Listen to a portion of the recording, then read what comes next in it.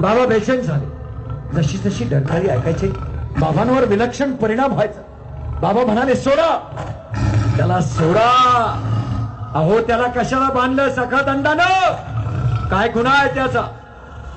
त्यानं काय केलं होतं? तो प्राणी, त्याचा कर्म त्यानं केला, त्याला का बांधला?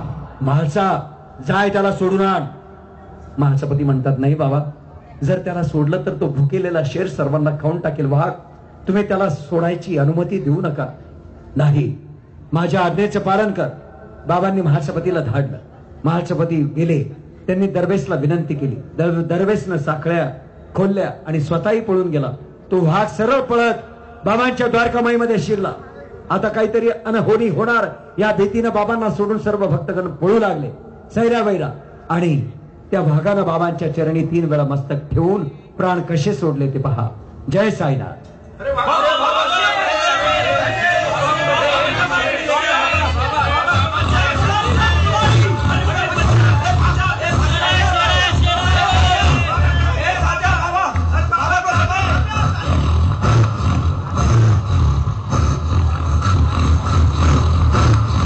त्या प्राण्याची बाबांना भीती वाटली नाही.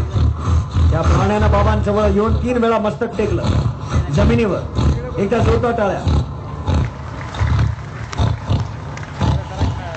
शांत हो जाओ, शांत हो जाओ, सभी शांत हो. शांति, शांति, शांति, शांति.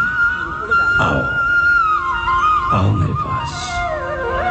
जंगल के राजा, मैं जानता तुम क्यों आए हो. मुक्ति चाहिए ना, मुक्ति चाहिए. आओ मेरे पास, आओ मेरे राजा, आओ मेरे पास, आओ.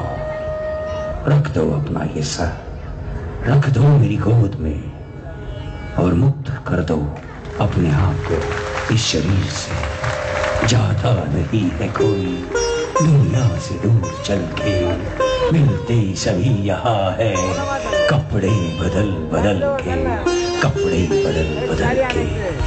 अल्लाह खैर करे, अल्लाह खैर करे. सबका मालिक एक है, एक है. सब वापस आ जाओ. इस भाग में शरीर छोड़ दिया है, इसीलिए तो द्वारका माई आया था. मुक्ति मिल गई इसे. जाओ, इसके शरीर का अंतिम संस्कार कर दो. म्हाळसा, जाओ, इसे जंगल में जाकर दफना दो. मुक्ति दे दो इसे, इसीलिए यहाँ आया था. चलो, अपना अपना काम करें सभी.